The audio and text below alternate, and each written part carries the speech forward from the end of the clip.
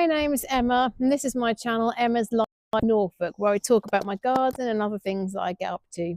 Now on my last video a couple of people mentioned asked me, is this Norfolk in Virginia? No, this is Norfolk in England, the United Kingdom. So if you think about the map of the United Kingdom, there's a bump that goes out to one side. The top part is Norfolk, the bottom part is Suffolk, as in the North folk and the South folk, and we are the North folk. Of course, now we don't talk about ourselves as the North folk, we're just from Norfolk. So today I want to talk to you about this particular section of my garden, and as I go round I'll move the camera slightly, you can see, but on one of my last videos I explained about how I've got different sections in my garden, and that's how I visualize it and that's how I plan what I do. So this section here, where you've got like a small water feature, plants leading up to the bench and my mirror.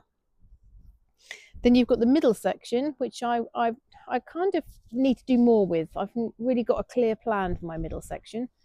Then this section here, which I'm trying to make visually, quite a lot of flowers and you know, things like lupins and Michaelmas daisies. Then you've got the whole of my working area, and then the section which is closer to the house, which is where I've got my figure, my concrete figure, which is very old, and the grass. I want to make the grass much nicer condition, so you look out and think, wow, what a lovely lawn. Whereas here I do consider this to be much more of a wildlife garden, hence why I love the fact that we've got bats in the summer, got hedgehogs and lots of other insects and butterflies. So before I explain what my plan is with this area, I'm going to talk through about some of the plants. So firstly, I've got a small tree here and I've got another tree there. Both of these trees I got reduced. This one didn't have a label with it, but I chose it because it was a good price, but also the leaves have a lovely sort of red colour. You can see the leaves all drop in autumn, but it's covered in shoots as it's getting ready for springtime. Here you've got a tub of Jerusalem artichokes. I use Jerusalem artichokes to cook with for roast dinners, and my husband roasts them. I can't say that I've ever cooked them, but we roast them as opposed to boil them. But I also like them in terms of that visual appeal.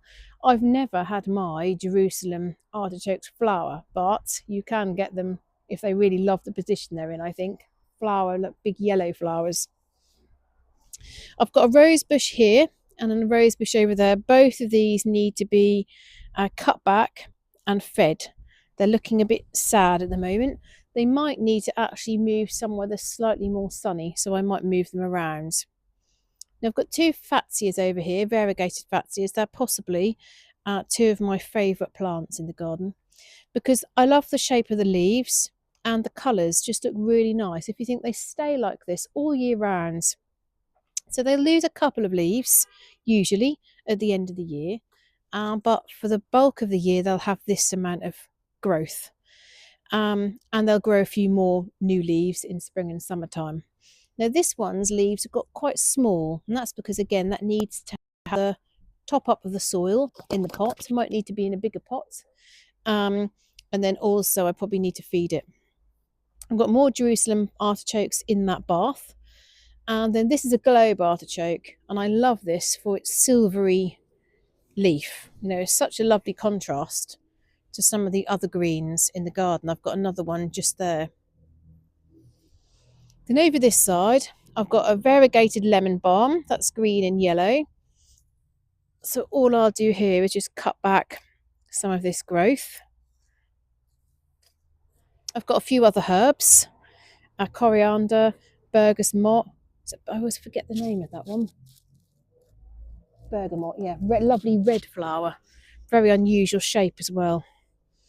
On the second attempt at doing this video, my daughter was recording it for me and I kept losing my head. Unfortunately, she tried really hard, but she's not used to doing that. But I showed you a close-up of my rhubarb. So I've got two lots of rhubarb, and we like rhubarb. We have it in crumbles, we have it in pies, but I also love rhubarb for that visual appeal again.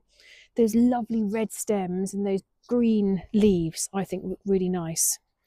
I've got another tree here, which I've got positioned on top of another pot to give it height, but actually it's grown quite tall, so I can probably get rid of that pot underneath. And that's the rose bush there looking a little bit sad for itself. So I need to have a little look at that, a close up of what that's doing. Give that some food, I think. Then here I've got my daughter's hydrangea. And often people ask about these flowers. You do need to cut these flowers back once all signs of spring have gone. And this bit here is where that will get their new growth and their new flowers. So it's got a little bit wiry. Need more soil in that. Needs to top up the soil and probably need to give that a feed as well. In terms of my plans the next few weeks, I need to get all the leaves out. Going to cut the laurel back really short, really quite hard. I'm going to cut the laurel back. Now we do have a few problems with the boundary here because we've got a fence which is in our garden and we've got the hedge which is in our garden, but this hedge is encroaching more and more into this space, which then makes my bench very wet. So you can't really use the bench. A couple of years ago I did think about painting that white. I'm really glad I didn't, because every tiny mark would show on it, wouldn't it? So I'm probably, once I've done all the laurel and the other jobs and cleared it out, I'm going to sand that down and I'm going to paint that perhaps a very dark blue, like a royal blue, navy blue. Then this shrub, I forget the name of this shrub, but this flower is lovely white, like little cotton ball flowers. It's really pretty. And the next door neighbour used to always tell me, you can't cut that shrub. You can, but you've got to cut it at the right time. About now is okay because it's now starting to sprout, so not much later, because then it'll get quite upset. Oh, I can hear some birds. I was so excited the other day, I saw some long-tailed tits. Don't know whether you can hear them on the camera or not. But I'm going to move the camera now and show you that part of the garden, because the section for me, this section goes from the hedgehog house all the way round to the trellis of the archway.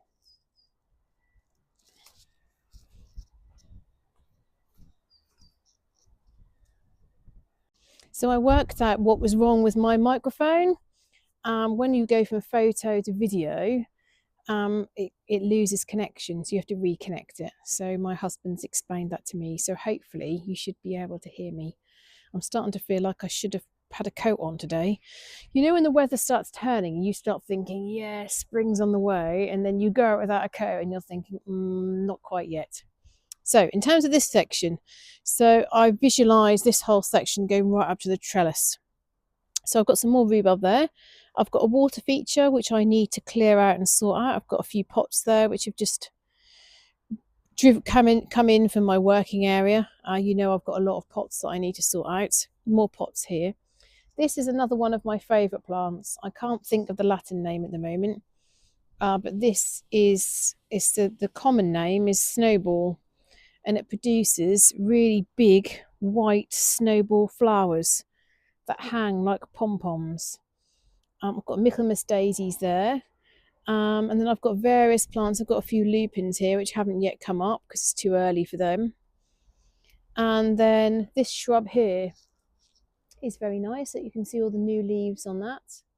A lovely sort of purpley reddy leaf that's had something wound round that, so I need to sort that out. And then also I just wanted to mention this archway, so this trellis. So this is passiflora, and this stays green for the whole year. So it's great to grow up things, to weave through things, but be quick, because once it starts growing, it grows really quickly. And then you get these loops. As you can see, I've tried to weave it and I'm too late. And if I tried to weave that bit, chances are it would damage the branch. So I could possibly try to tuck it in here, or I could get a couple of little clips and attach it to the wood, but I don't really want to knock anything into this trellis, to be honest. And then every time I see a little bit, I then weave it back in. Now, as you can see, it's all green at the moment, but when it flowers, it produces these big purple flowers that look quite incredible, really. They look amazing, I think, with orange fruit. So they'll look, you know, really nice. So I want to grow that quite a long way over there. Once a passiflora launches into life, it does go crazy, so you do have to be quick. I've got another one over this part of the garden, and it's attached itself to everything, including the next door neighbour's plants. And then I'm going to also get the passiflora to grow that way along the trellis as well. So that just gives a little overview as to what I'm planning to do. And what I'm now going to do is I'm going to get my brown bin and I'm going to start clearing up some of the leaves and start to sort it out in line with what I've explained. I won't get to do everything today.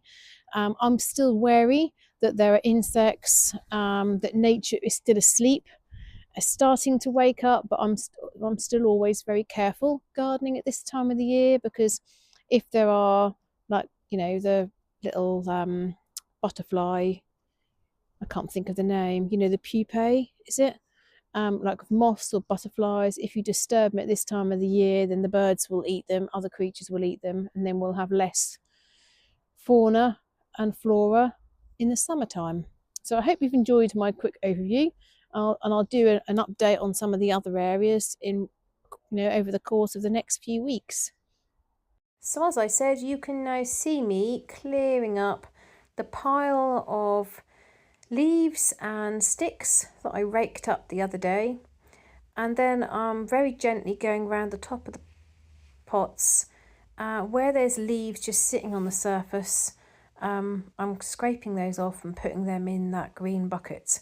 I like having a green bucket to walk around with. Well, not necessarily a green one, but one of these buckets I really find very useful, that follows me all the way around the garden. And you can see a close-up now of some of those leaves that I was talking about, the fatsia, and also that lovely sort of silver green leaf of the globe artichoke. Now, I didn't do all what I wanted to do here today because I can't find my clippers, and this is a bit of a story of my life, really. My husband's fantastic. If he sees that I've put the clippers down and I've forgotten where I've put them, he will always put them away. So whenever I go to the shed and look, they're always there, but today they weren't. So they might have been in my winter coat. So the cutting the back the laurel will be a job for another day. And I then decided to start on sorting out my lupins.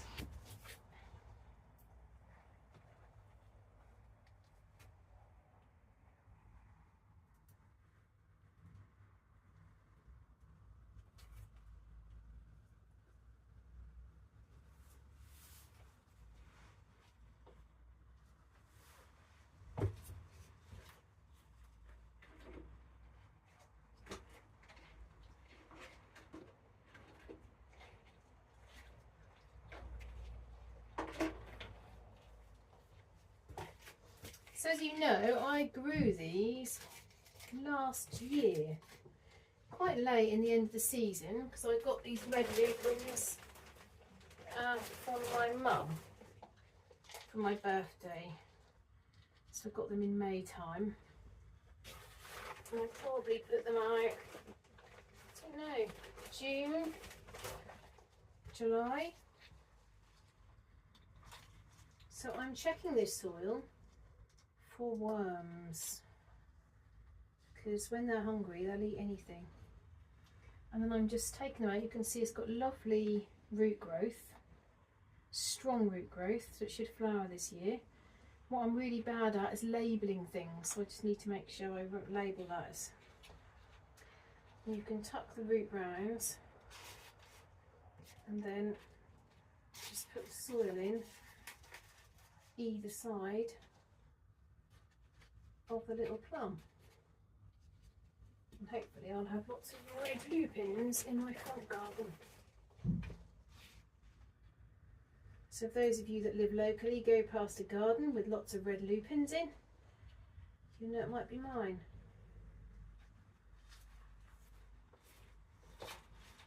Red.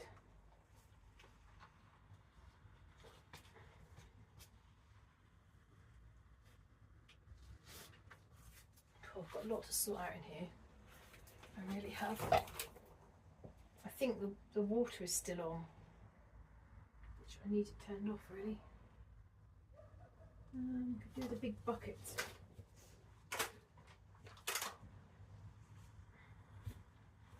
And then what I'll do is I'll pour the soil in buckets. I'm careful not to hurt my back.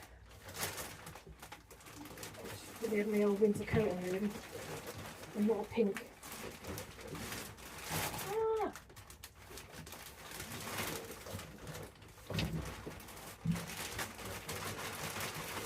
Snuggle is real.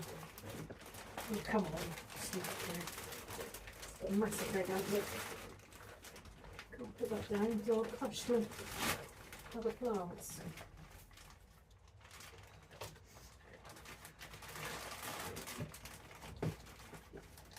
I'm making this look much harder than what it actually is. Probably because I should just cut the top off.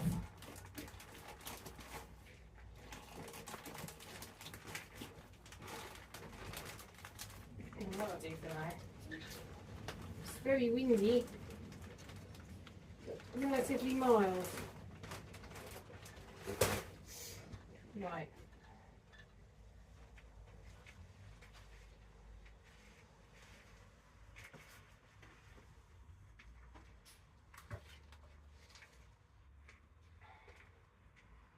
So I'm putting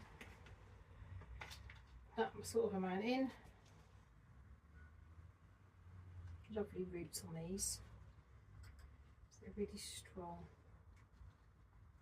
And then put them sawed either way. And then just letting it like that. Now, logic will tell me that I'll put all the reds together.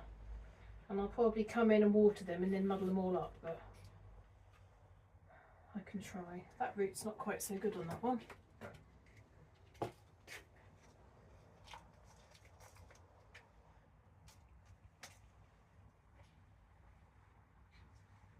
Pop that in there.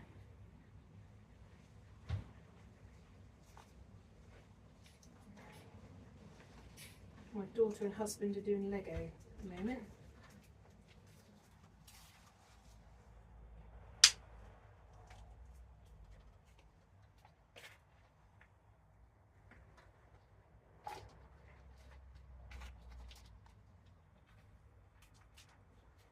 So you can see this one has got like the flower from last year. Not the flower, sorry, the leaves from last year. And then all this root growth. So I'm just going to take that off. You could trim it using trimmers, but I have put my trimmers in my safe place. So at this moment in time, I don't know where they are. And I've got two pairs as well, which is even more annoying. So this, okay, so this is a weed mixed in with eggplant. That looks like it's got a chance. I'll get some more pots.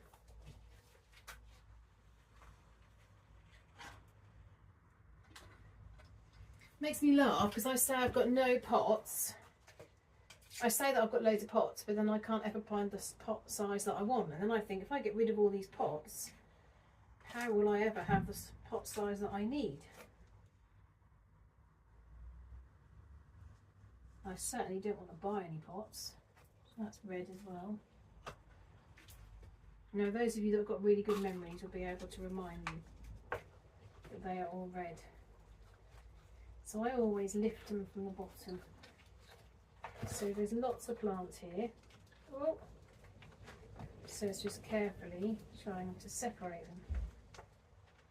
So there's one. Oh. There's another one with a tiny, tiny, tiny leaf.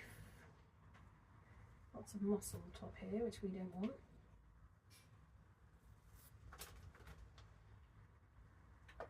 That's a lovely one. All this moss. I should really have a bin here. I do normally. Should I use as a bin? I use this tray as a bin. Got nowhere to put it because I've got so much tidying up to do. I need to get tidier in here. Oh, look at these. Looks like I've got snail on that though. Snail or a slug? Oh, slug. It's gone for a visit.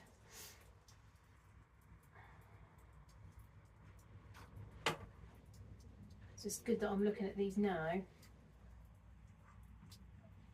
because slugs will get to them. Is that root growth or eggs? root growth. I think this might be one. Is this one? No, it's two. It's going to come apart very, very carefully. Oh. Trying to damage it too much.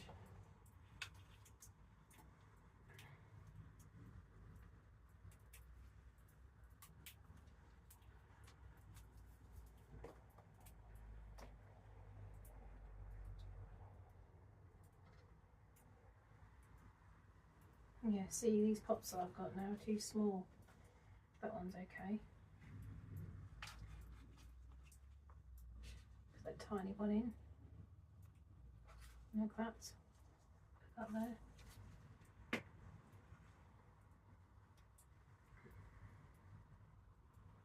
So I felt like I left them too long in the tray, but actually I have a good number from them. Need to get a bigger pot.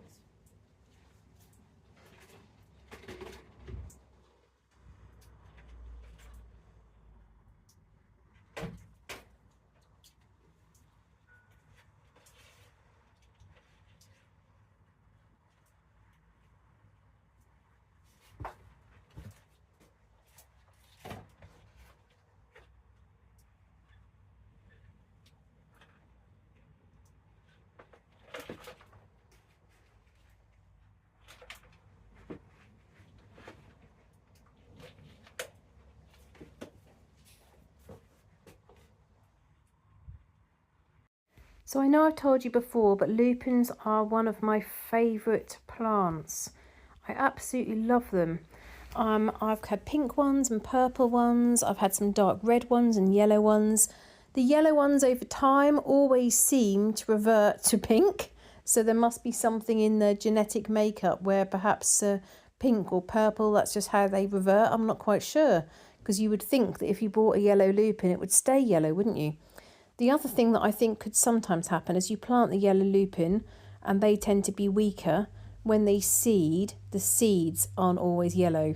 So that could be that the yellow lupin then dies off and then seeds come up, the plants come up in the place. So I've got some russet red and I've got some chandelier yellow that my mum bought me. And you can see on my little shelf there, which is slowly rotting, and I might use some of the wood that I got from my house in the northeast for my little shelf.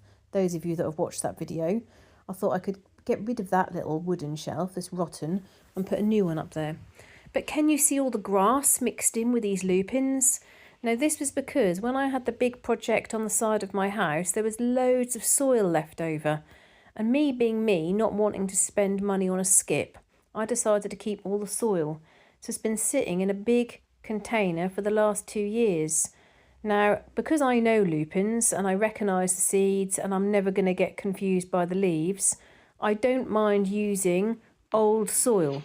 But the problem, of course, with using old soil is although I know the lupin leaf, the grass starts taking over. So I might start slowly putting some of that soil into my brown bin in order to get rid of it. I've also been caught out over the years where I've thought, oh, I'll use that soil for seeds, and then you don't recognise which, if they're not a plant that you don't know whether they're the plant or whether they're weeds. The other thing that I've had is the soil sometimes it's got worms in, and then the worms are eating your seed. So you really should always use a soil that has been treated, unless you're growing something that you really recognise. And lupins don't require good quality soil. They will grow in very poor soil, so that was why I didn't really mind. But you can see, or you could see in that previous video, how the grass was starting to overtake the plant. So I hope you found the tidy up of that little section and the explanation of that little section interesting, and you've found it interesting me repotting my lupins. Please let me know if you've got any jobs to do in your greenhouse or what you're starting on for spring. The chances are that we will still be getting another frost, but I like to start early. I like to get as much done as possible. I'm not quite sure what I'm going to do because I do need to clean my greenhouse out. Usually my husband will clean the inside and the outside with a special fluid for me. But of course I've got all those plants in there that I've been overwintering. And then some of you will be horrified by the mess and the muddle of all my pots everywhere. I don't know, however much I try to be tidy, it doesn't quite work. I just really need to get tidier out in my working area and put all the pots together. So thank you very much for following my video, watching my video. Very much appreciate it. If you haven't already found me on my other channel, please do look for me. Thank you very much for watching, and I'll see you in the next video.